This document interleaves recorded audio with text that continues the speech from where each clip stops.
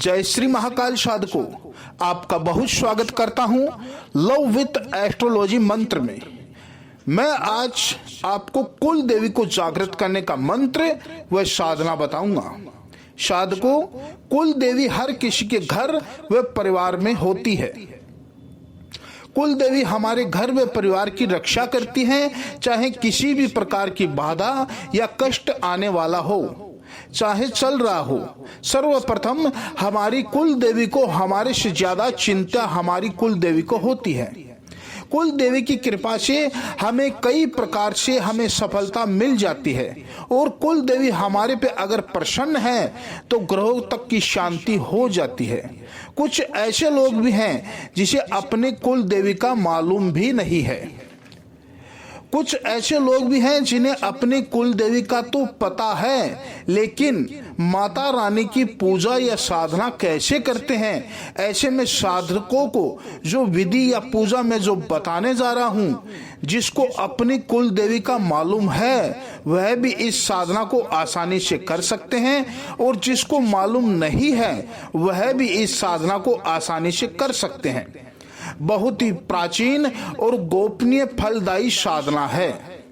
घर में कोई कलेश चल रहा है, या कोई लंबी असाध्य रोग या बीमारी चल रही है, या किसी प्रकार की चिंता चल रही है, या फिर आए दिन कभी ना कभी किसी का घर में स्वास्थ्य खराब रहता हो, या फिर कोई देवी देवता या पितरों की कोई नाराजगी है या रुष्ट है। इस साधना से साधकों को सभी तरह का समाधान मिलेगा। इस वीडियो में आपको साधना की संपूर्ण जानकारी दी जाएगी, इसलिए वीडियो को स्किप बिल्कुल भी न करें, क्योंकि जो महत्वपूर्ण जानकारी होती है वह वीडियो के अंत में और बीच में होती है। और एक बात का विशेष ध्यान रखें, वीडियो को डाउनलोड न करें। आपको वीडियो देखना हो, चैनल पे आए और देखें। और चाहे कोई भी साधना वाला वीडियो हो, अगर आपको साधना करनी है या साधना की कोई जानकारी प्राप्त करनी है तो तसल्ली से वीडियो देखिए, क्योंकि इसमें साधकों का ही लाभ है। क्योंकि अगर आप ध्यान पूर्वक सुनेंगे तो आपको एक ही बार में मालूम चल जाएगा। कुछ साधना 21 दिन की होती है, कुछ साधना 21 दिन की होती है, कुछ साधना 31 दिन की होती है और कुछ साधना 40 दिन की होती है। सब अलग अलग होती है। किसी में मंत्र 11,000, किसी में 1.25 लाख, किसी में 51,000 मंत्र जाप होता है, और सारे नियम और पालन करने पड़ते हैं। कुछ साधना में नियम पालन है और कुछ में नहीं। अगर आप करते हैं और सफलता नहीं मिलती है तो मन में अविश्वास जागता है, और उसमें ये समझ नहीं आता कहीं आपके द्वारा कोई गलती तो नहीं हो रही है। इसलिए एक एक शब्द सही तरीके से ध्यान पूर्वक सुने, फिर साधना करें। और आपके किसी भी प्रकार का मन में डाउट हो तो कमेंट करें, या फिर स्क्रीन पर चल रहे नंबर पर संपर्क करें। यह साधना रात को करनी है या दिन में करनी है, टाइम क्या होगा, जो भी आपकी बात हो, चाहे किसी का भी वीडियो है, पहले पूरी जानकारी फिर साधना। साधकों, इस साधना को करने के लिए जो सामग्री चाहिए वो सुन लीजिए। 3 पानी वाले नारियल, लाल कपड़ा, 9 सुपारी, 7 श्रृंगार की वस्तुएं, पान के पत्ते 9 पत्ते, 3 घी के दीपक, कुमकुम, हल्दी, सिंदूर, मौली, 3 तरह की मिठाई। सबसे पहले साधकों पानी वाले नारियल की जटा उखाड़े और थोड़ी सी जटा नारियल के सर पे रहने दे, और एक बाजोट के ऊपर लाल कपड़ा बिछा दे, और एक नारियल को पूरा सिंदूर से रंग दे, दूसरे नारियल को कुमकुम से और तीसरे नारियल को हल्दी से। उसके बाद तीनों नारियल पर 7 बार मौली बांध दे, और उसके बाद नारियलों की स्थापना करें। बाजोट के ऊपर हर नारियल के नीचे पान के 3 पत्ते रखें, और हर नारियल के पास एक चांदी का सिक्का रख दे, और सिक्के के ऊपर सुपारी स्थापित करें। उसके बाद अगर आपके गुरुजी हैं तो उनका ध्यान करके पूजन करें। अगर उनकी फोटो आपके पास है तो बाजोट के पास रखें और गुरु मंत्र का जाप करें 1 माला, और गणेश पूजन उनका भी 1 माला जाप करें। गुरु से और भगवान गणेश से सर्वप्रथम सफलता का आशीर्वाद ले, और जो साधकों आपने पूजा स्थापित की है उन सब की चावल से, कुमकुम से, हल्दी से, सिंदूर से और जल, धूप और पुष्प से पहले दीपक प्रज्वलित करे और धूप दिखाए, पुष्प चढ़ाए। तीनों को अलग अलग जल का छींटा दे। जल का पात्र अपने पास रखे, उसमें फूल भिगोकर जल अर्पण करे। जहां हल्दी वाला नारियल है वहां हल्दी चढ़ाएं, जहां कुमकुम वाला नारियल है वहां कुमकुम चढ़ाएं, जहां सिंदूर वाला नारियल है वहां सिंदूर चढ़ाएं। ऐसे ही चावल को 3 जगह बांटना है।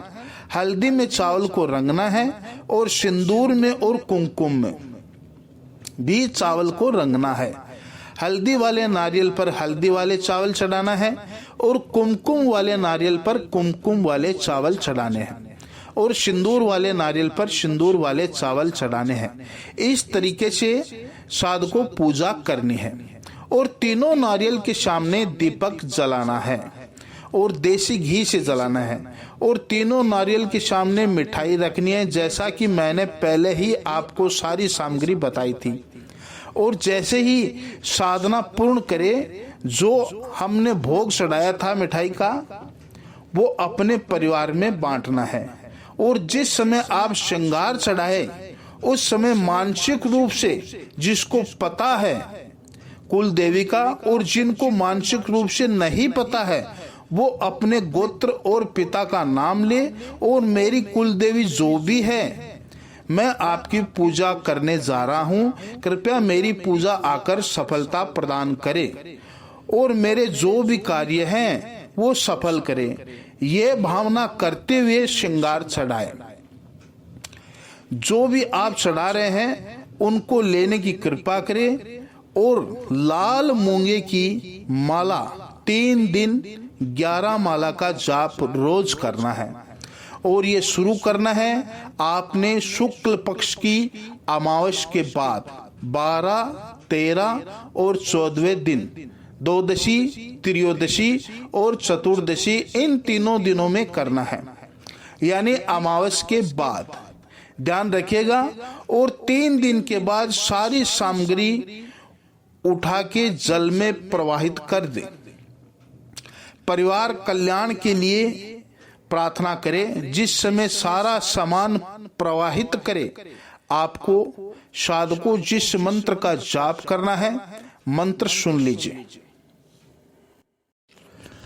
ओम ह्रीं श्रीं कुलेश्वरी प्रसिद्ध प्रसिद्ध ऐं नमः। यह मंत्र आपको स्क्रीन पे लिखा हुआ भी मिलेगा और सुन भी लीजिए कैसे बोलना है। 11 माला 3 दिन तक मंत्र का जाप रोज करना है। जो पूजन सामग्री आपने बाजोट पर लगा के रखी है वह पूजन सामग्री 3 दिन तक वहीं रहेगी, और तीनों दिन सारा सामान रोज बदलना है और इसी तरीके से पूजा करनी है। और जो बताई गई है, नारियल को नहीं उठाना है। नारियल जो रख दिया वो रख दिया। धूप से, दीपक से पूजा करनी है और दीपक अखंड जलाना है, बहुत अच्छा रहता है। नारियल वहां से बिल्कुल भी न हिलाएं, क्योंकि अगर नारियल हिलाने की आप गलती करते हैं या किसी बच्चे द्वारा नारियल हिला दिया जाता है या किसी जानवर द्वारा नारियल हिला दिया जाता है, जैसे बिल्ली चूहों से बचा के रखे, अगर नारियल आपका हिलता है तो आपकी पूजा बीच में ही समाप्त हो जाएगी, उसका फल आपको नहीं मिलेगा। आप यकीन कीजिए, साधकों जितनी भी बाधाएं या कष्ट या संकट हैं जो साधक कर रहा है उसके तो दूर हो ही जाएंगे, लेकिन जिस घर के अंदर यह प्रयोग हो रहा है, बच्चे से लेकर बूढ़े तक सारे के सारे सुखी हो जाएंगे, सारी बाधाएं स्वयं नष्ट हो जाएंगी।